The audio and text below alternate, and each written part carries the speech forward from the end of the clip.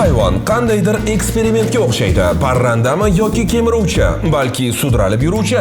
Kanalga obuna bo'ling, hozir oydinlik kiritamiz. O'rdak burun bu haqiqiy jumboq. Sababi bu jonzot. Sut emizuvchilar sinfiga mansub, biroq tuxum qo'yadi. Bu esa nihoyatda kam uchraydigan holat. Chunki dunyodagi atigi 5 turdagi sut emizuvchilar tuxum qo'yadi. Ular haqida keyingi videolarimizda batafsil gaplashamiz. Yo'q, uning burni o'rdakniki emas. U xuddi antenna vazifasini bajaradi. Suv ostida ko'zni yumgan holda elektr signallarni aynan mana shu burni orqali tutib, ov qilish imkonini berar ekan. Jonivor muloyim bo'lsa-da, zaharli hisoblanadi. Ha, erkaklarining orqa oyog'ida zahar chiqaruvchi o'tkir shoxchasi bor. U odamga tegsa juda og'riqli shish keltirib chiqarishi mumkin. Eng qizig'i sutini terisi orqali chiqarar ekan. Bolalari terisini yalab ozuqalanar ekan. Dumi esa g'irt omborxona, u yerda yog' to'playdi, och qolsa energiya sarfi uchun ishlatadi. Xullas, agar bu g'aroyib jonzotni o'z ko'zingiz bilan ko'rmoqchi bo'lsangiz, Avstraliyaga xush kelibsiz. Chunki u dunyoning boshqa hech bir yerida yashamaydi. Uning ajdodlari taxminan 110 million yil avval dinozavrlar davrida paydo bo'lgan va u yer yuzasidagi